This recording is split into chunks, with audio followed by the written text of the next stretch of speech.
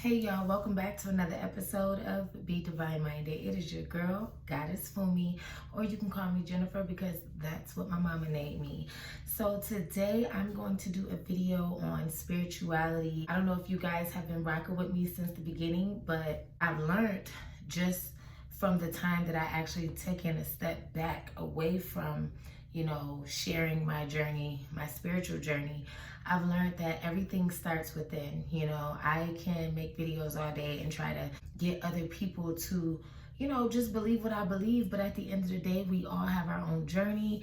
And I honestly feel like it is very important for everyone to start their own spiritual journey and, just enjoy and appreciate their own path.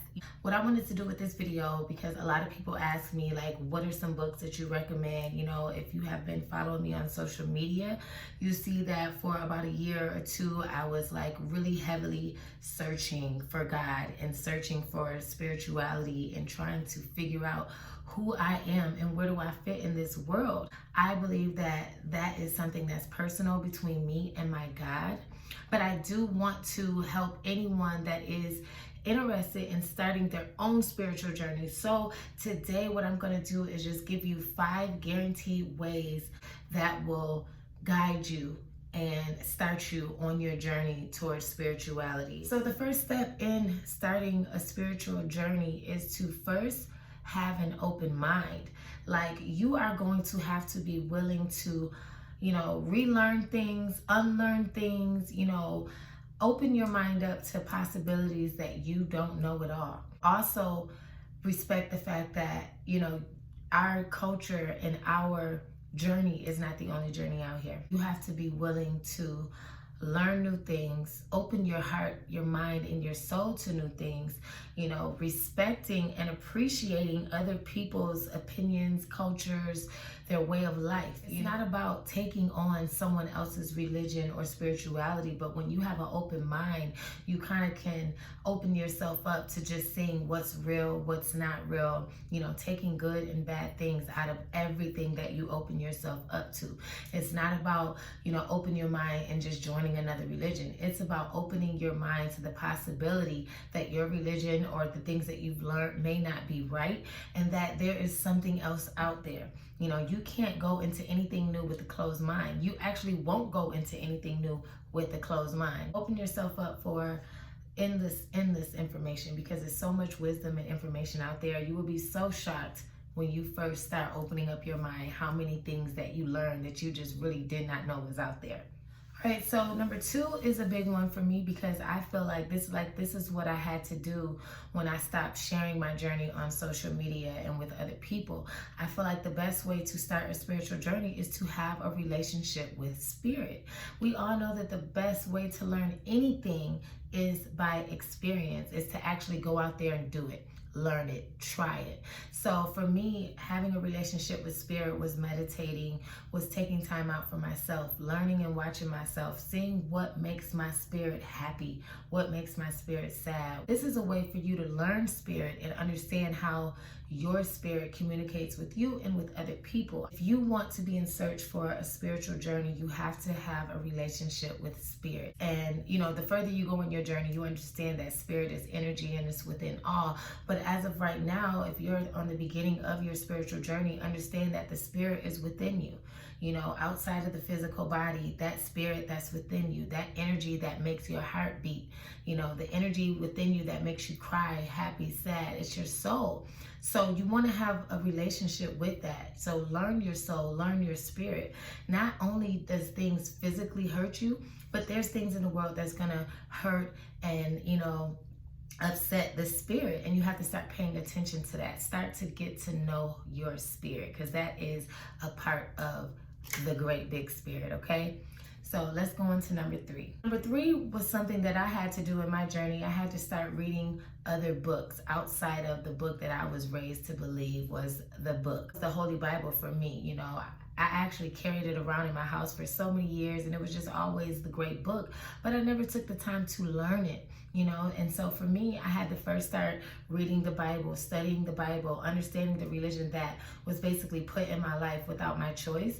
And then from there, I went on to reading other religious books and learning about Hinduism and, you know, Buddhism, and learning about Islam and just different cultures, different African tribes, different cultures within the African, you know, continent. And I had to really just open myself up and learn more, because once you really start reading about other religions, you know, and I actually took a class called Humanities, and it really helped me understand the hero's journey. And for every religion, every culture, there's a hero's journey, okay? And that's basically a story outline of someone who was great, but they didn't know they were great. You know, they were from a particular place, and you know, they were born in an extraordinary way, or something, you know, outstanding or crazy happened around their birth or their conception, and they didn't really know who they were. They go through these trials and errors, and then they eventually become this great hero.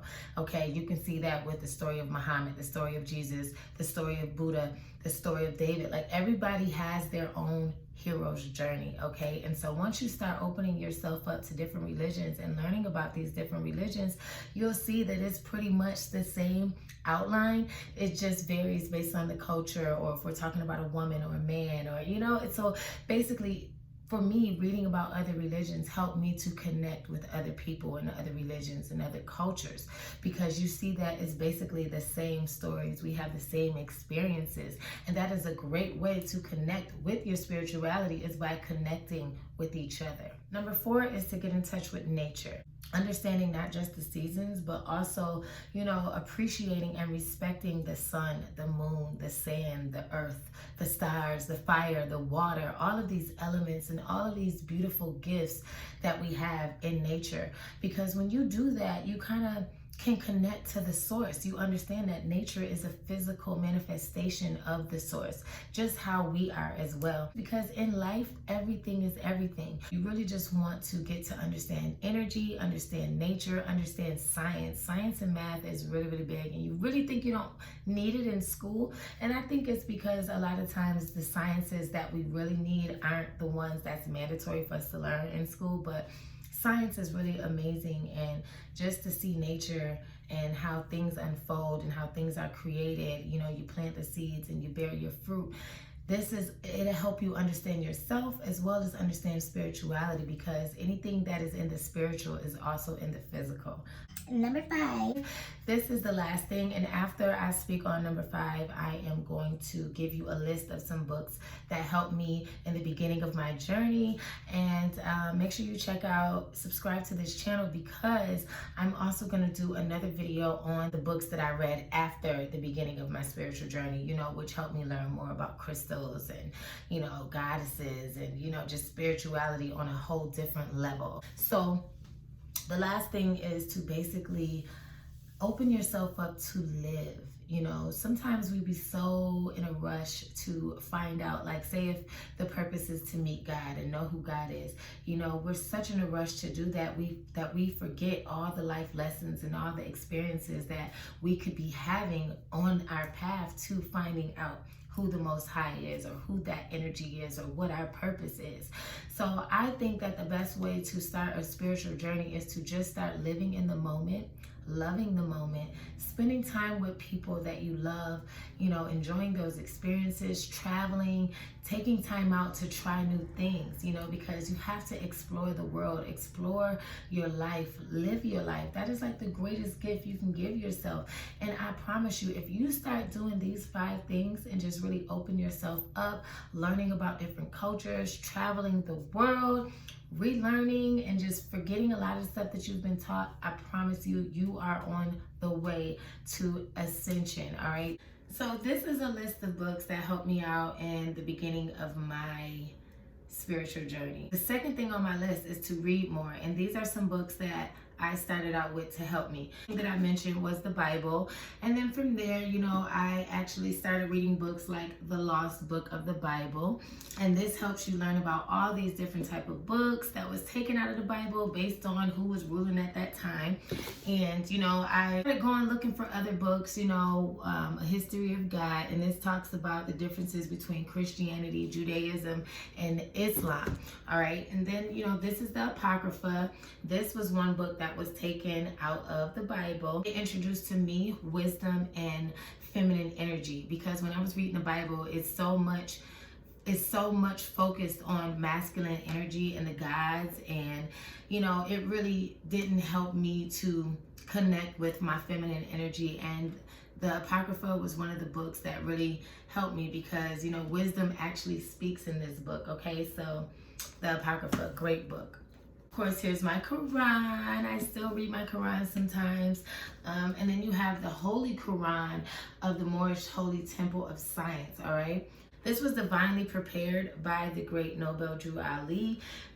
Honestly, this book, Circle 7, the first chapter was it for me. This really gave me an understanding of life, religion, and spirituality, and it connected it all together for me, all right? So I read The Kabbalion, which was recommended by a great sister. I will forever be grateful for her, because this book right here, this book was just like a blessing for me, because it really helped me understand energy and the laws of nature. Inside it touches on the law of mentalism, the law of polarity, the law of gestation. And I just honestly feel like this book changed my life. From this book, I no longer had to be confused about religion or anything else, because it kind of puts everything together. I also got into reading about the pyramid texts, Egyptian history, and the Egyptian Book of the Dead. This helps you learn about all the different archetypes of the gods and the goddesses.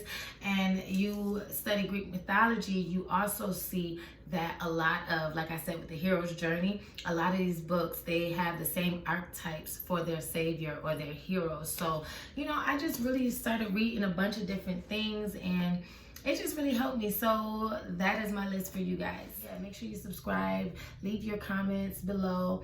I love you all. Thank you so much for watching this video, and always be divine minded.